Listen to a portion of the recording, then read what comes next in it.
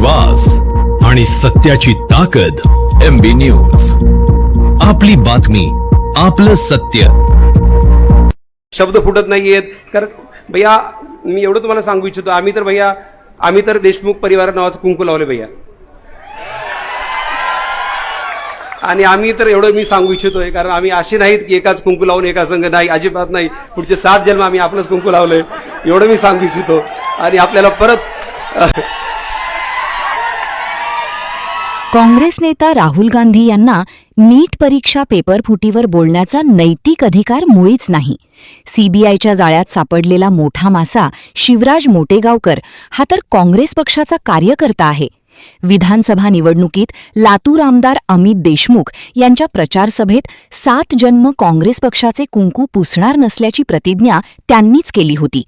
नैतिक जबाबदारी ओळखून राहुल गांधींनी अमित देशमुख यांचा राजीनामा घ्यायला हवा, अशी मागणी भाजपा प्रदेश प्रवक्ता राम कुलकर्णी यांनी केली आहे. नीटचा पेपर फुटल्यानंतर देशाच्या शिक्षण क्षेत्रात खळबळ उडाली.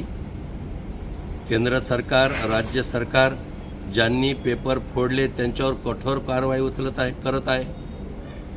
याच्यातले बडे मासे गळाला लावले. सीबीआय चौकशी सुरू आहे.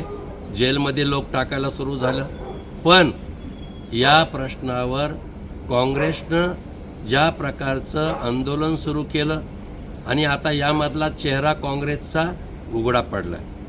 मला राहुल गांधीला हेच विचारायचं आहे की या पेपर फुटीच्या घोटाळ्यातले मोठे जे मासे आहेत, शिवराज मोटेगावकर असतील किंवा अन्य कोणी, हे तर काँग्रेसचे कार्यकर्ते निघाले.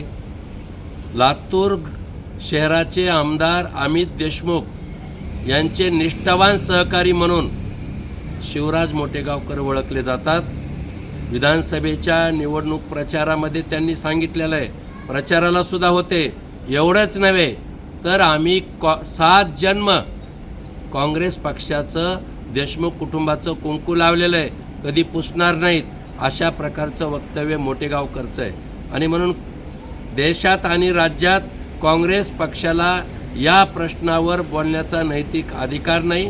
माझी एकच मागणी आहे की अमित देशमुख यांचा तुम्ही राजीनामा घ्या आणि मग तुम्ही नाक उचलून बोला.